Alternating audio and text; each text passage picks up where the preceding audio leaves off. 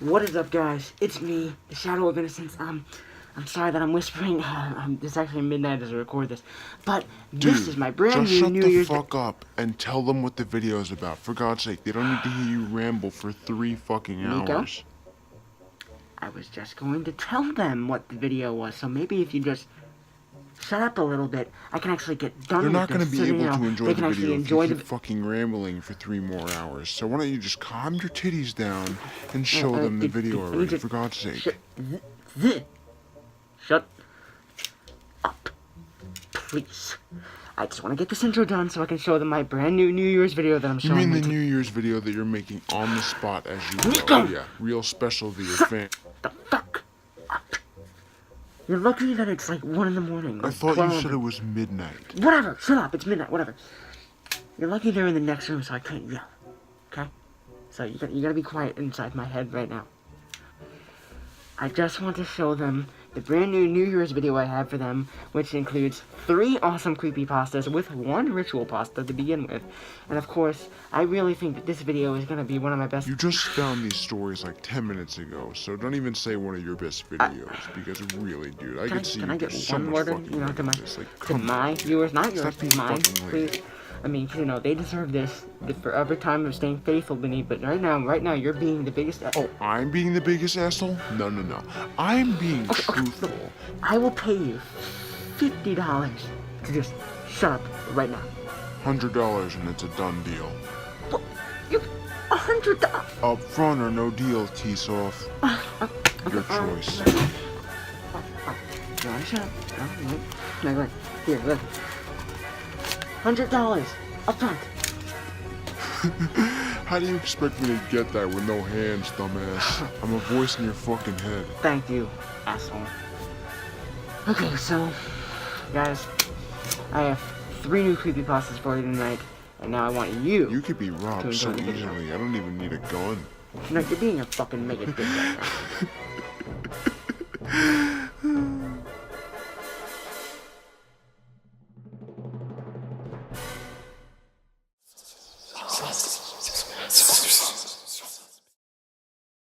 There is a ritual that originated in Japan that allows you to get the answer to any question you ask.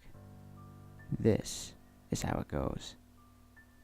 On the last day of the year, do not partake of any food or water for 24 hours. Do not go outside and close all of your curtains. Do not sleep. At the stroke of 10 o'clock, 2 hours before the new year, you must prepare a fruit basket with exactly 1 pineapple, 3 bananas, 2 apples, and 30 grapes. Make sure these are precise. When you prepare the basket, you must cut your hand and allow yourself to bleed onto the fruit. Make sure you get blood on each one of those pieces. To be safe, check them all. Do not close your eyes while doing this, and do not dress your wound. At the stroke of midnight, you must find the nearest forest and walk deep into it until you find a clearing. Build a fire and sit by it with the basket of fruit in front of you. You must stay there in that position and make sure the fire doesn't go out. When the time is right, the wise one will appear out of the forest and approach you. He will be very tall and thin, almost twice as tall as your size. He will have 2 large black eyes. His mouth will be very wide with jagged, sharp teeth sticking out of his lips. He will have no neck. He will be naked and his expression will be blank. When you see him, don't scream or run away, or else he will hunt you down and kill you. Do not say anything either. He will always be staring directly into your eyes, so do not break eye contact or he will murder you. After he sees that you're brave enough to stay, he will kneel down, still making eye contact, and eat the fruit. Still, do not break eye contact, even as he's eating. When he is finished, he will get up, kneel down at your side, and whisper into your ear. What would you like to know? This is the only time you can speak to him, so choose your words wisely. You can ask him anything, from who you will marry to when your death date is. He has all the answers to those questions and more, but you only get one question. When you ask him, stare directly into his eyes. When you are finished, he will whisper an answer into your ear. After this, he will get up and walk away from you, and back into the trees. Do not look away from him until he is completely out of your view. You will then doze off, and wake up in your bed the next morning.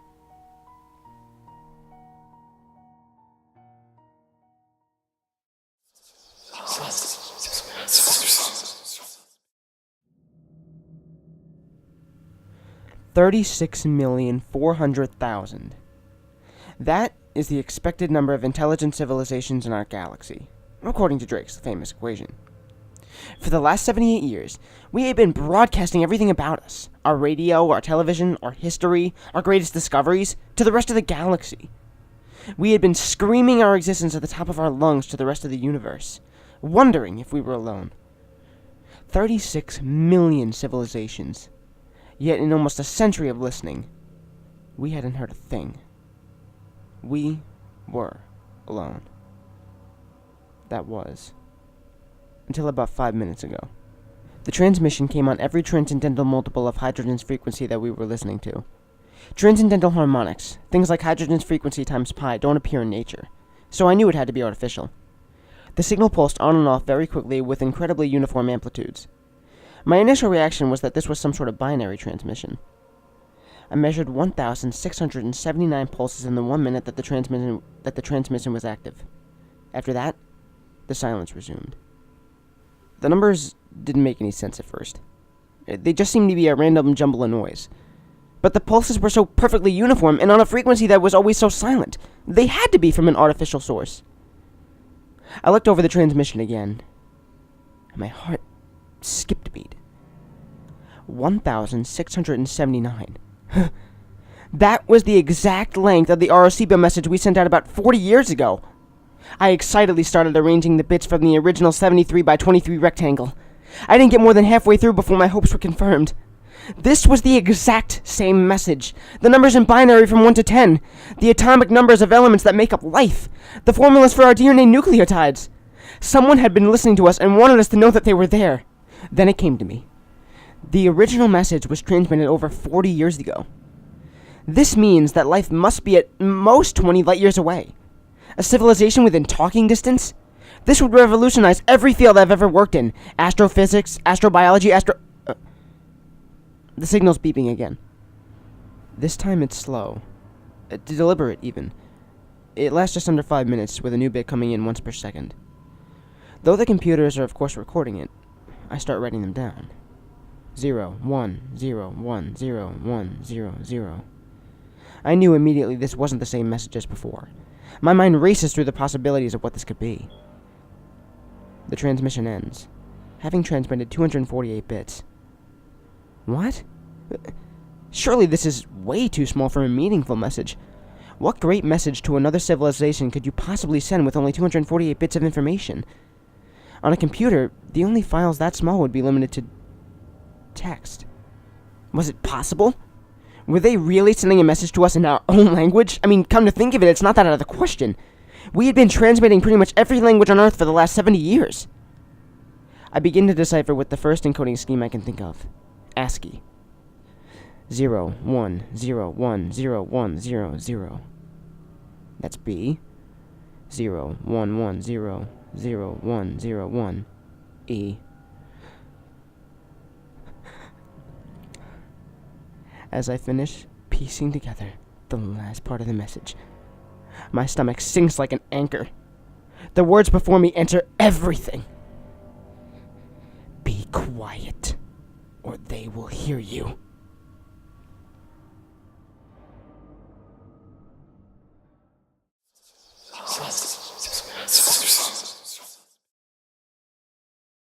During the summer of 2003, events in the northeastern United States involving a strange, human-like creature sparked brief local media interest before an apparent blackout was enacted. Little or no information was left intact, as most online and written accounts of the creature were mysteriously destroyed. Primarily focused in rural New York State and once found Idaho, self-proclaimed witnesses told stories of their encounters with a creature of unknown origins. Emotions ranged from extremely traumatic levels of fright and discomfort to an almost childlike sense of playfulness and curiosity. While their published versions are no longer on record, their memories remain powerful. Several of the involved parties began looking for answers that year. In early 2006, the collaboration had accumulated nearly 24 documents dating between the 12th century and present day, spanning 4 continents. In almost all cases, the stories were identical. I've been in contact with a member of this group and was able to get some excerpts from their upcoming book. A suicide note from 1964. As I prepare to take my life, I feel it's necessary to assuage myself of any guilt or pain I have introduced through this act. It's not my fault of anyone other than him. For once I awoke and felt his presence, and once I awoke and saw his form. Once again, I awoke and heard his voice, and looked into his eyes.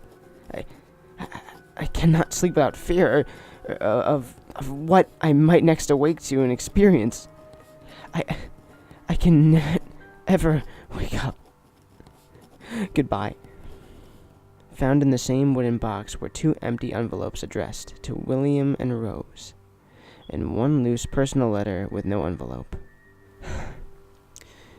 Dearest Linny, I have prayed for you. He spoke your name. A journal entry translated from Spanish in 1880. I have experienced the greatest terror. I have experienced the greatest terror. I have experienced the greatest terror. I see his eyes when I close mine. They are hollow, black. They saw me and pierced me. His wet hand. I will not sleep. His voice. The rest is unintelligible. A mariner's log from 1961. He came to me in my sleep. From the foot of my bed I felt a sensation. He took everything. We must return to England. We shall not return here again at the request of the Rake. From a witness in 2006. 3 years ago, I had just returned home from a trip from Niagara Falls with my family for the 4th of July. We were all very exhausted after a long day of driving, so my wife and I put the kids to bed and called it a night. At about 4 a.m., I woke up thinking my wife had gotten up to use the restroom. I used this moment to steal back some of the sheets, only to wake her up in the process. I apologized to her and told her that I thought she got out of bed. When she turned to face me, she gasped and pulled her feet up from the edge of the bed so quickly that her knee almost knocked me out of the bed. She then grabbed me and said nothing. After adjusting to the dark for half a second, I was able to see what caused the strange reaction. At the foot of the bed, sitting facing away from us, there was this, what appeared to be this naked man, or large hairless dog of some sort. Its body position was very disturbing and unnatural, as if it had been hit by a car or something. For some reason, I wasn't instantly frightened by it, but more concerned to its condition. At this point, I was somewhat under the assumption that we were supposed to help him. My wife was peering over her arm and knee, tucked in a fetal position, occasionally glancing at me before returning to the creature. In a flurry of motion, the creature scrambled around the side of the bed and then crawled quickly into a flailing sort of motion right along the bed until it was less than a foot away from my wife's face. The creature was completely silent for about 30 seconds, or probably closer to 5, but it just seemed like a while, just looking at my wife. The creature then placed its hand on her knee and ran down the hallway, leading to the kids' room. I screamed and ran for the light switch, planning to stop him before he hurt my children. When I got to the hallway, the light from the bedroom was enough to see it crouching, hunched over about 20 feet away. He turned around and looked directly at me, covered in blood. I flipped the switch on the wall and saw my daughter Clara. The creature ran down the stairs while my wife and I rushed to help our daughter. She was very badly injured and spoke only once more in his short life. She said, "He is the Rake." My wife drove her car right into the lake that night. We're rushing our daughter to the hospital. They didn't survive. Being a small town, news got around pretty quickly. The police were helpful at first, and the local newspaper took a lot of interest as well. However, the story was never published, and the local television news never followed up either. For several months, My son Justin and I stayed in a hotel near my parents' house. After we decided to return home, I began looking for answers myself. I eventually located a man in the next town over who had a similar story. We got in contact and began talking about our experiences. He knew of 2 other people in New York who had seen the creature, and we were now referred to as the Rake. It took the 4 of us about 2 solid years of hunting on the internet and writing letters to come up with a small collection of what we believed to be the accounts of the Rake. None of them gave any details or history or a follow-up. One journal had an entry involving the creature in its first 3 pages, and never mentioned it again. A ship's log explained nothing of the encounter, saying only that they were told to leave by the Rake. That was the last entry in the log. There were, however, many instances where the creature's visit was one of a series of visits with the same person. Multiple people also mentioned being spoken to, my daughter included. This led us to wonder if the Rake had visited any of us before our last encounter. I set up a digital recorder near my bed and left it running all night, every night, for 2 weeks. I would tediously scan through the sounds of me rolling around in my bed each day when I woke up. By the end of the 2nd week, I was quite used to the occasional sound of sleep while burning through the recording of 8 times at a normal speed. This took almost an hour every day.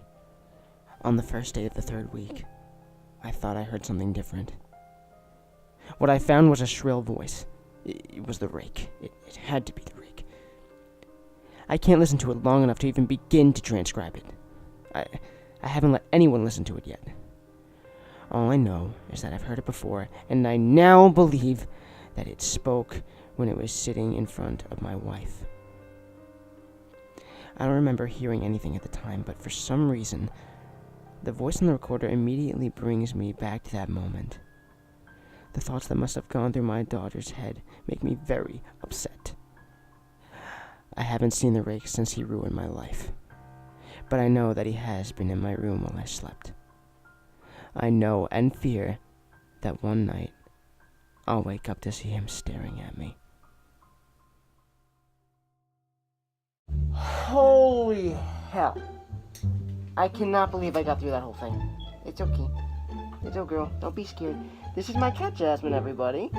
I cannot believe that I got through that entire video. Gotta admit, you actually pulled through for your viewers. Good job, bro. Thanks, Nico. And thank you guys for watching the video. I hope you guys enjoyed.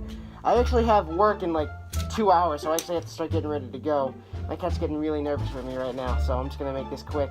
She's easily scared. It's okay, little girl. It's still me. It's still me. Alright, so I hope you guys enjoyed the video. Happy New Year, and I hope you guys had a great Christmas.